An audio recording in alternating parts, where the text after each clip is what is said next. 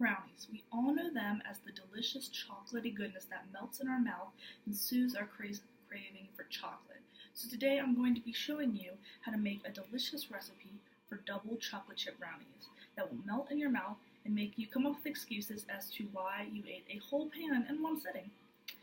Now these aren't just regular brownies, these are double chocolate chip brownies, and personally I think the more chocolate chips the better, so let's start making this dessert. So first you're going to want to wash your hands and put your hair back if you have long hair, and we are going to preheat the oven to 350 degrees, and while we are making our batter, the oven will be preheating, and then by the time we're done we can just stick it in the oven. So you're going to need to get a large bowl, and we're going to put all our dry ingredients in one bowl. So I have some of this prepped already, so I have 1 cup of sugar. Okay, so then we're going to do a half a cup of flour. I only have a 1/4 cup, so I'm going to do 2 of these.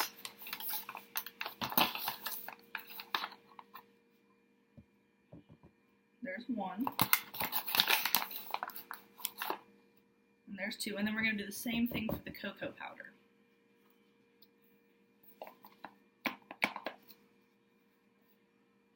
Okay, so I have a little bit in the bottom, so I'm going to have to kind of eyeball this, but don't do that at home. Do a half a cup.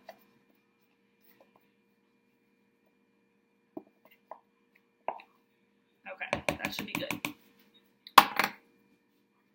So then next we are going to add half a teaspoon of salt, and I have that already prepared, so we'll put that in there. The salt, the reason why we add that is because it increases the flavor of the chocolate. So when you take a bite into that brownie, you can really get the sweetness and the chocolatiness of that brownie.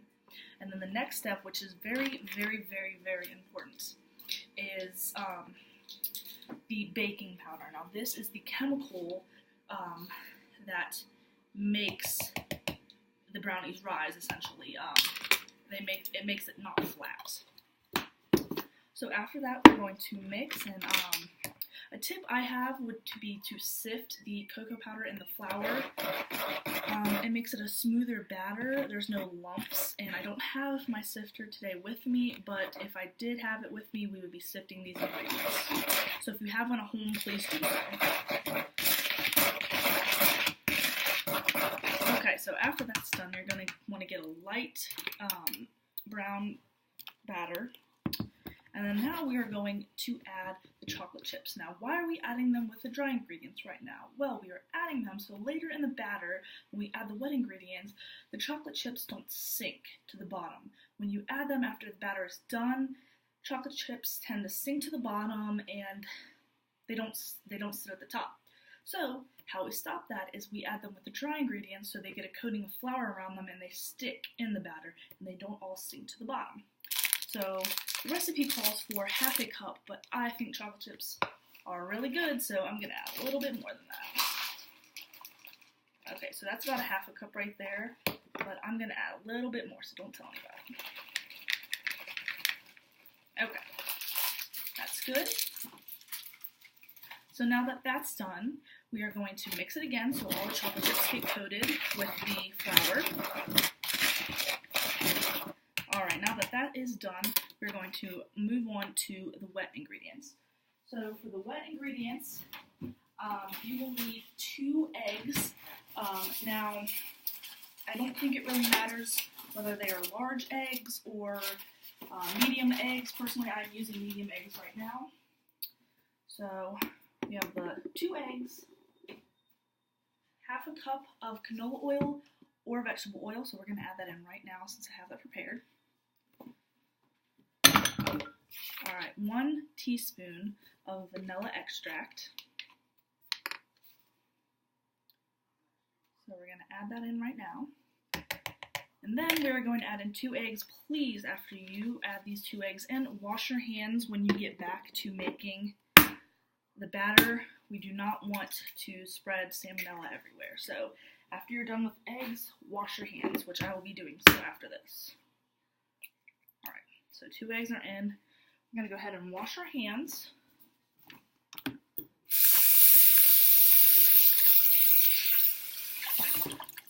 Alright, we're going to dry our hands. And then after that, we are going to start mixing our ingredients together. And I'm using a whisk, but you can surely use a mixer. It gets the job done faster. And I think personally, it does a better job than hand mixing. So we're going to want to get all the sides. You can see, get all the sides because we still have this powder here. So we're going to try to get it all mixed into the batter. Now this recipe is a more ooey gooey brownie. So this is a more oily and not as a dry batter. So if it's kind of sticking and it looks like this, it's like sticking and looks very oily, that is what we want.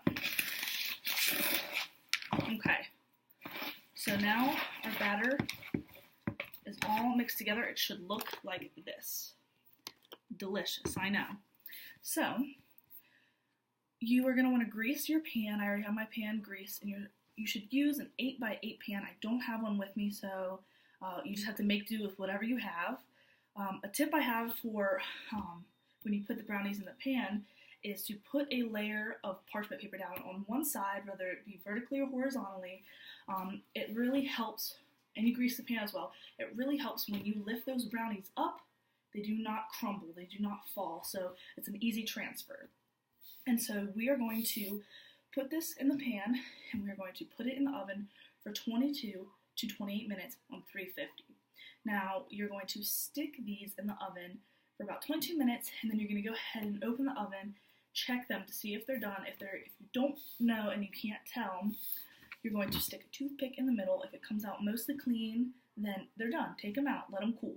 If the toothpick does not come out clean, leave them and continuously check on them. Keep putting the toothpick in to be sure that they are done and they are not still really wet so that they cook all the way through. So now that we have our brownies ready, put them in the oven. After they cool, you can enjoy with friends and family or just for yourself. Feel free to cut them however. Personally, I like cutting them into 9 pieces, which is 2 cuts vertically and 2 cuts horizontally, but you can cut them however you'd like.